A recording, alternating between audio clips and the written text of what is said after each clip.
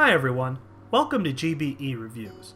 I am your host Joe, and today I'm going to be talking about the visual novel Katawa Shoujo, or Disability Girls in English. To give you a bit of background, Katawa Shoujo is a visual novel produced by 4 Leaf Studios in 2012. The background in this particular visual novel is interesting because the members of 4 Leaf Studios were not an official visual novel studio, but instead a group of users from 4chan and other sites who came together to create this visual novel. Also, even though this visual novel is modeled after, and in fact takes place in Japan, very few of the team members are actually Japanese, but rather fans of the medium who came together. There were several versions prior to the official release, including a leaked alpha version of the game, which has since been cleaned up quite a bit and put into a playable shape. Now that we have some background about this visual novel, let's talk about the story. The story of Katawa Shoujo is so simple, and yet it has such an uncanny ability to evoke strong emotions that it's pretty impressive. This is the perfect example of taking a common and almost cliché setting and adding a few twists to make it into something really special. The main character of Katawa Shoujo is Hisao. He is a high school student who has learned that he has a severe heart condition and will need to leave his home and school to attend a special school for those with physical disabilities such as himself. The main premise of Katawa Shoujo is that Hisao needs to learn how to adjust to his new disability and his new environment. In each arc of the story, Hisao will meet and start a relationship with one of the 5 main heroines, each with their own unique personalities and stories. In each major arc, a major driver of the story is each girl's disability and how Hisao learns to deal with said disability. As is often the case with someone unfamiliar to disabilities, Hisao is unsure how to act around the girls, and in several instances ends up being insensitive or ignorant to their struggles, often treating them as quote-unquote broken people who need to be taken care of.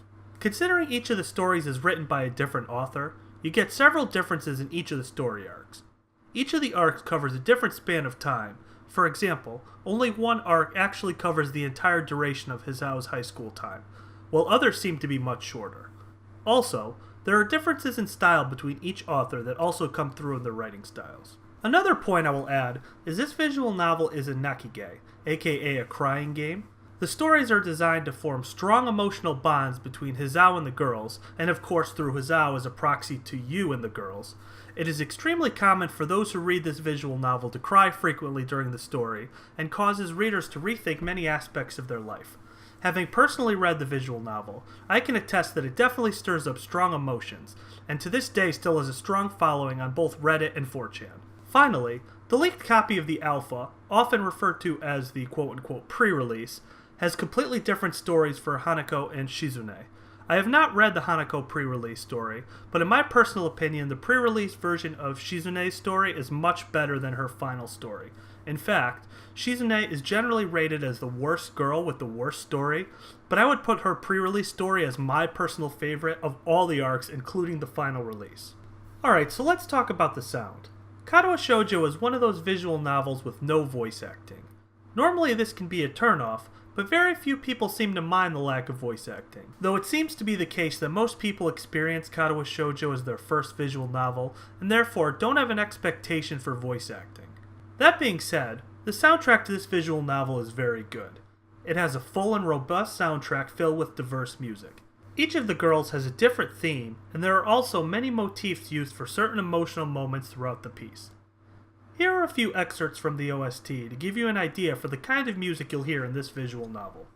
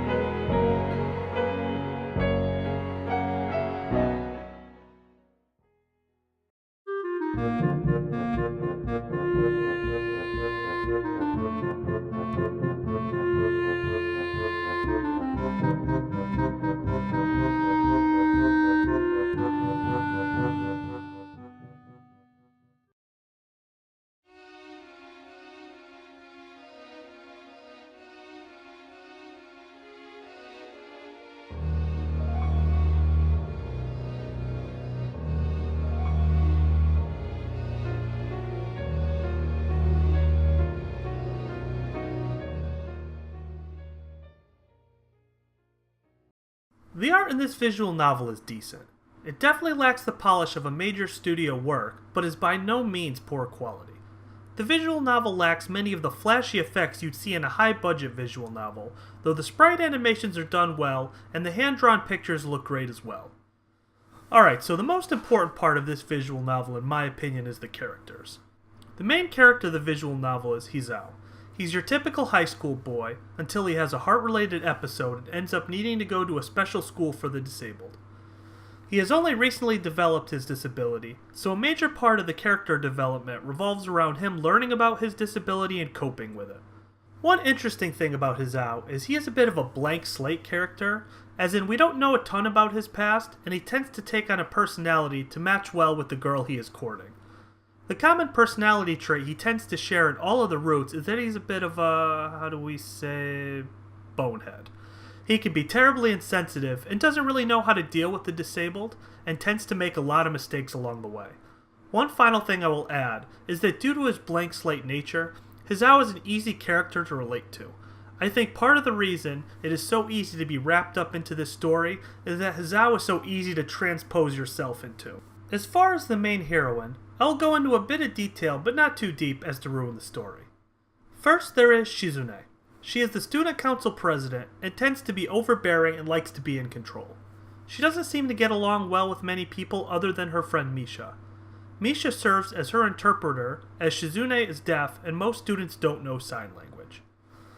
Next we have Emi. Emi is what you would consider the jock character. She loves to run and participates in the school's track team. She tends to be a well-balanced girl and seems to get along with everyone. She is always upbeat and chipper and a pleasure to be around. Her disability is the loss of her legs. Lily is what you would consider a Mary Sue type character. She is blonde, foreign, and has a fairly plain personality. She is prim and proper and tends to be polite and reserved. She gets along well with most people and seems to be well liked by everyone. Her disability is that she is blind, so she often walks with a cane. Ren is your typical artist type. She is definitely an airhead and extremely odd. The way she speaks, and often goes off on tangents, makes it difficult for her to make friends and get along with others. She isn't disliked per se, but she likes to keep to herself and amongst her friends in the art club. Her disability is that she is missing her arms. Finally, we have Hanako. Hanako has what is perhaps the most tragic backstory. She is extremely timid and suffers from extreme social anxiety. Because she does not do well with large crowds of people, she prefers to be by herself and read books in the library or her room. Her disability is a severe case of burns that has left half of her body disfigured and scarred. There are also several side characters who help fill out the ranks. I won't go into detail about them, other than to say they are fun and a diverse set of characters who do a great job rounding out each of the arcs. Alright, so let's answer the overall most important question. Should you read this visual novel? Let's review some of the good and bad elements of Katawa Shoujo, and who should read it. The kind of people who would like Katawa Shoujo, aka the good. Do you enjoy sad and romantic stories that will likely make you feel stronger emotions than anything you have read in the past? Do you like a blank slate main character who is easy to transpose yourself onto? Are you looking for a visual novel with studio quality value that is completely free? Now the kind of people who would potentially dislike Katawa Shoujo, aka the bad. Do you strongly prefer your visual novels to have high production values and voice acting? Do you dislike the high school genre and romantic stories in general?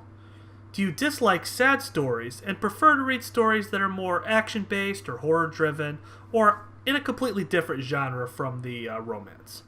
In summary, Katawa Shoujo is a well-done visual novel that does as good of a job evoking strong emotions as anything I have ever read.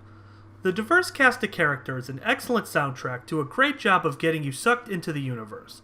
Unless you have a really strong aversion to sad stories, I highly suggest everyone give this one a read. Well, that's pretty much it. Hopefully you found this review helpful, and I look forward to seeing you on the next episode of GBE Reviews. Again, I'm your host Joe, saying to you, Jeanne. Oh, please don't let me die.